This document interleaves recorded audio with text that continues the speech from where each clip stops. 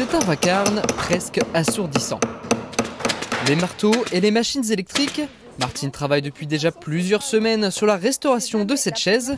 Avec ses 11 ans d'expérience dans cette association La Méridienne, on peut dire qu'elle a pris le coup de main.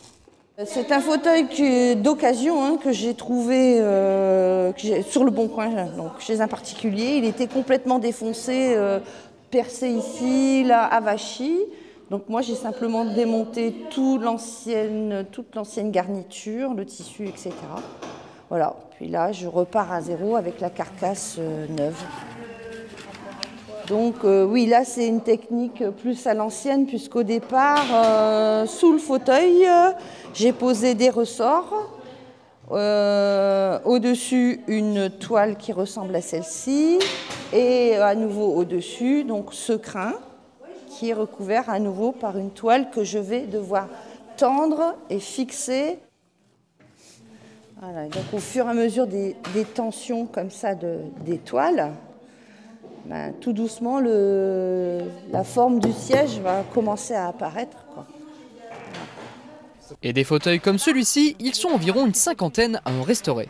Et la base à maîtriser quand on arrive dans cette association, ce sont ces outils pour le moins spécifiques, comme ce petit marteau que l'on appelle le ramponneau. Ça, c'est un petit marteau qui est monté d'un côté, qui nous sert à prendre les semences. Alors les semences sont des petits clous, il y a différentes tailles de semences. Bon, après on a cet outil-là. Alors celui-là il sert à retirer les semences. Donc essentiellement, donc au départ on achète quelques outils, puis après on se forme parce que bon c'est relativement onéreux, on s'arrange les unes les autres. Doublon et on s'en va. Et les étapes de restauration sont nombreuses. Entre le démontage, le sanglage, les ressorts et le guindage, pas facile de débuter quand on n'a aucune notion. Parce que c'est là qu'on va faire le bourrelet.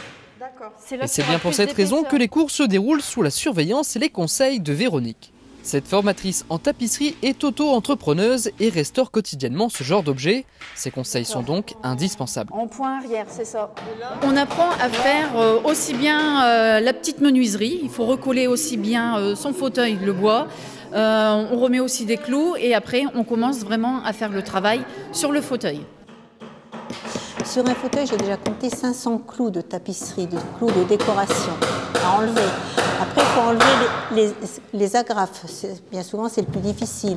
Et puis après, il faut commencer par les sangles, les ressorts, le guindage, comme disait madame. Et pour ceux qui souhaiteraient également restaurer leurs meubles, bonne nouvelle, la Méridienne organise ses portes ouvertes tout le mois de mai et des places viennent de se libérer.